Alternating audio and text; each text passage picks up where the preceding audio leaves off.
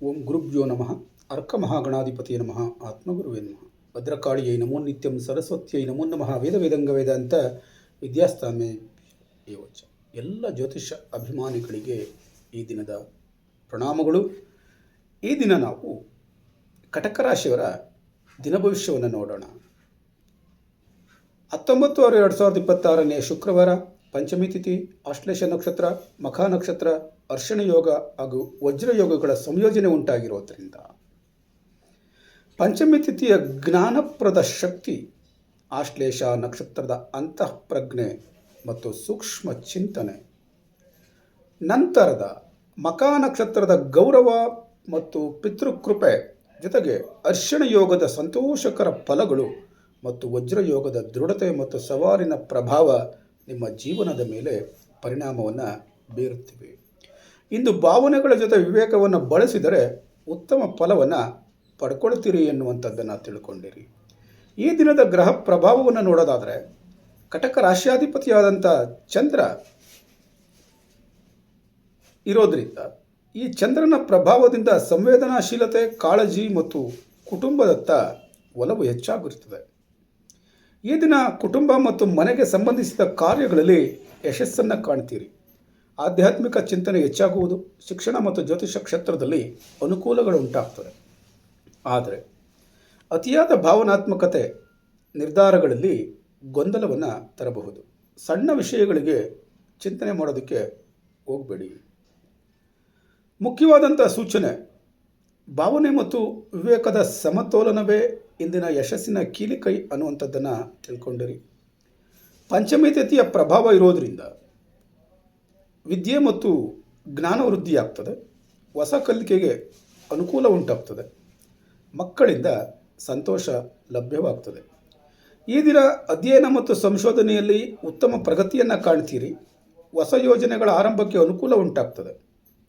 ಆಶ್ಲೇಷ ನಕ್ಷತ್ರದ ಪ್ರಭಾವ ಇರೋದರಿಂದ ಅಂತಃಪ್ರಜ್ಞೆ ಮತ್ತು ಸೂಕ್ಷ್ಮ ಗ್ರಹಿಕೆ, ರಹಸ್ಯಗಳ ಅರಿವು ಉಂಟಾಗ್ತದೆ. ಈ ದಿನ ಹಣಕಾಸಿನ ವಿಚಾರದಲ್ಲಿ ಎಚ್ಚರಿಕೆಯಿಂದ ನಿರ್ಧಾರವನ್ನು ಮಾಡಿ. ದಾಖಲೆಗಳನ್ನು ಪರಿಶೀಲಿಸಿ ಕಾರ್ಯನಿರ್ವಹಿಸಿ. ಆದರೆ ಅಪರಿಚಿತರ ಸಲಹೆಗಳನ್ನು ತಕ್ಷಣ ಸ್ವೀಕರಿಸಬೇಡಿ. ಮಖ ನಕ್ಷತ್ರದ ಪ್ರಭಾವವನ್ನು ಇರೋದರಿಂದ ಗೌರವ ಮತ್ತು ಪ್ರತಿಷ್ಠೆ ಹೆಚ್ಚಾಗ್ತದೆ. ಹಿರಿಯರ ಆಶೀರ್ವಾದ ಲಭ್ಯವಾಗ್ತದೆ. ಕುಟುಂಬದ ಗೌರವ ಹೆಚ್ಚಿಸುವ ಅವಕಾಶಗಳು ದೊರೆಯುತ್ತದೆ. ಈ ದಿನ ಹಿರಿಯರಿಂದ ಮಾರ್ಗದರ್ಶನ ದೊರೆಯಬಹುದು. ಸಮಾಜದಲ್ಲಿ ಮಾನ್ಯತೆ ಹೆಚ್ಚಾಗಬಹುದು. ಪಿತೃಗಳ ಆಶೀರ್ವಾದ ಲಭಿಸಬಹುದು. ಅರ್ಶನ ಯೋಗದ ಪ್ರಭಾವ ಇರೋದರಿಂದ ಸಂತೋಷ ಮತ್ತು ನೆಮ್ಮದಿ ದೊರೆಯುತ್ತದೆ. ಶುಭ ಸುದ್ದಿಗಳು ಕೇಳ್ತವೆ. ಸಂತೋಷದಲ್ಲಿ ಕುಟುಂಬದಲ್ಲಿ ಸಂತೋಷ ಅನ್ನುವಂಥದ್ದು ಎಡೆಮಾಡಿರುತ್ತದೆ. ಈ ದಿನ ಮನಸ್ಸಿಗೆ ಸಂತೋಷ ತರುವ ಘಟನೆಗಳು ನಡೆಯಬಹುದು. ಬಂಧು ಬಳಗದವರ ಸಹಕಾರ ದೊರೆಯಬಹುದು.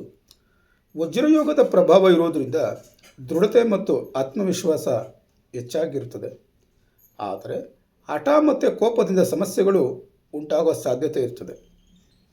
ಆದ್ದರಿಂದ ಮಾತಿನಲ್ಲಿ ಮೃದುತ್ವ ಅನ್ನುವಂಥದ್ದಿರಲಿ. ಕುಟುಂಬದೊಂದಿಗೆ ವಾದ ವಿವಾದ ಮಾಡುವಂಥದ್ದು ಬೇಡ. ಉದ್ಯೋಗವನ್ನು ನೋಡೋದಾದರೆ, ಉದ್ಯೋಗದಲ್ಲಿ ಪ್ರಗತಿಯನ್ನು ಕಾಣ್ತೀರಿ. ಮೇಲಧಿಕಾರಿಗಳ ಮೆಚ್ಚುಗೆಯನ್ನು ಪಡ್ಕೊಳ್ತೀರಿ. ಹೊಸ ಜವಾಬ್ದಾರಿ ದೊರೆಯುವ ಸಾಧ್ಯತೆ ಇರ್ತದೆ. ವಿಶೇಷವಾಗಿ ಶಿಕ್ಷಕರು, ಜ್ಯೋತಿಷಿಗಳು, ಯೋಗ ತರಬೇತುದಾರರು, ಸಲಹೆಗಾರರು ಮತ್ತು ಆನ್ಲೈನ್ ತರಗತಿ ನಡೆಸುವವರಿಗೆ ಉತ್ತಮ ದಿನ ಇದಾಗಿರ್ತದೆ ಎನ್ನುವಂಥದ್ದನ್ನು ತಿಳ್ಕೊಂಡೆ. ವ್ಯವಹಾರ ಮಾಡುವಂಥವ್ರಿಗೆ ವ್ಯಾಪಾರದಲ್ಲಿ ಸ್ಥಿರ ಲಾಭ ಉಂಟಾಗ್ತದೆ. ಹಳೆಯ ಗ್ರಾಹಕರಿಂದ ಉತ್ತಮ ಬೆಂಬಲ ಅನ್ನುವಂಥದ್ದು ಲಭ್ಯವಾಗ್ತದೆ. ಹಣಕಾಸಿನ ವಿಚಾರದಲ್ಲಿ ನೋಡೋದಾದರೆ, ಬಾಕಿ ಹಣ ವಾಪಸ್ ಬರೋ ಸಾಧ್ಯತೆ ಇರ್ತದೆ. ಹಣಕಾಸು ಅಭಿವೃದ್ಧಿಯಾಗೋ ಸಾಧ್ಯತೆ ಇರ್ತದೆ. ಆದರೆ ಭಾವನಾತ್ಮಕವಾಗಿ ಹಣಕಾಸಿನ ನಿರ್ಧಾರವನ್ನು ತೆಗೆದುಕೊಳ್ಳೋದಕ್ಕೆ ಹೋಗಬೇಡಿ ಎನ್ನುವಂಥದ್ದು. ಕುಟುಂಬ ಮತ್ತು ಸಂಬಂಧಗಳನ್ನು ನೋಡೋದಾದರೆ, ದಾಂಪತ್ಯದಲ್ಲಿ ಜೀವನದ ಸಹಕಾರ ಅನ್ನುವಂಥದ್ದು ಲಭ್ಯವಾಗ್ತದೆ.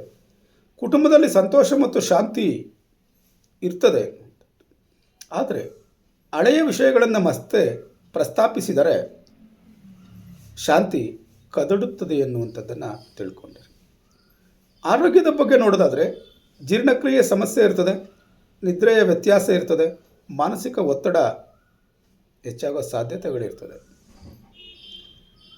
ಆದ್ದರಿಂದ ಧ್ಯಾನಕ್ಕೆ ಪ್ರಾಧಾನ್ಯತೆಯನ್ನು ನೀಡಿ ಪರಿಹಾರಕ್ಕಾಗಿ ವಿಷ್ಣು ಸಹಸ್ರನಾಮವನ್ನು ಪಠನೆ ಮಾಡಿ.